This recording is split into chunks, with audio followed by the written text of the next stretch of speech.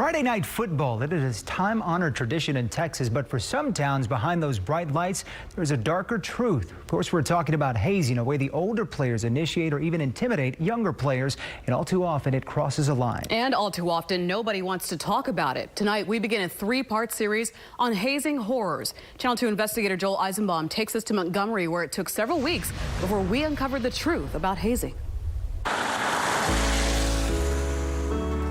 You pick any small Texas town in the fall on a Friday night. Let's go.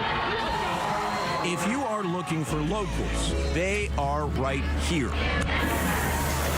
Nobody does high school football like we do high school football. This is a big part of what makes our state great. This is who we are. But like everything else, it ain't perfect. If their findings do find something of a criminal nature, okay, that's fine. That has not happened yet. Our unenviable task over the last few months has been to peel back the pageantry. Try this one more time. We've been trying to get to the truth of what really happened between some Montgomery High School football players. Thank you for calling Cyberbully Hotline. The first tip came in by phone to a school district hotline. That was September 27th. What's since been loosely described as a possible hazing incident. We've been up here several times. We're trying to reach the superintendent. But to put it plainly, he's with someone right now. For almost 2 months, nobody in power was talking about it. That's how it goes every time. It's one thing not to talk about it publicly, but even high-level district trustees appear to be in the dark. I don't think he's handled it right. I'm offended that I have not been included in some direction of some kind. Hey, how's it going? Anybody want to talk to the news? We're not showing you the faces of anyone under 18, but we can tell you that Montgomery High School students have sensed that something's been off about the way the district's responded. We take it seriously, but it's like we know that we just make fun of the school because they're so dumb. Why are the schools so dumb? Because they won't handle it properly. Really? You even sensed that as a kid? Yes, they will not handle it properly. Perhaps a lack of clarity about what really happened to those students can be explained away because the victims are minors.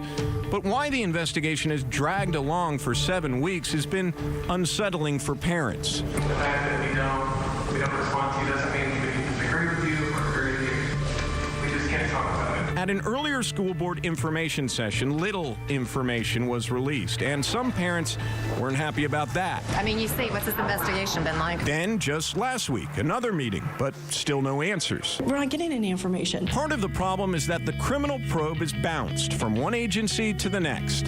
The ISD police handed off investigation to the sheriff's office. The DA's office, citing a personal conflict of interest, handed off prosecution to the county attorney's office.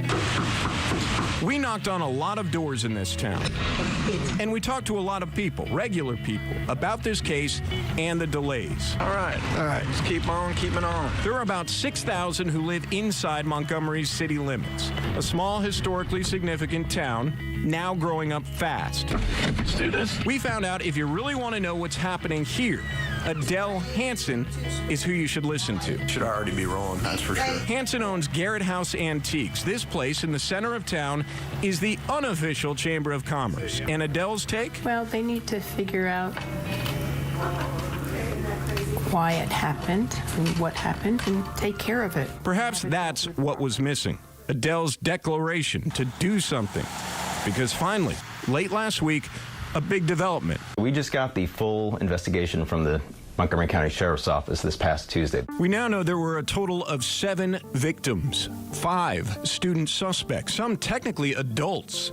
The victims were fully clothed, but at 2 off-campus events, violated in some way, with crutches, pool sticks, and sports drink bottles. Most of them indicate that it didn't even come close to any kind of active penetration, and the ones who did get poked sort of in the middle of the buttocks area also deny that this was any kind of active sodomy, that it was just this momentary act of hazing. Adults were apparently on the premises but did not witness the hazing.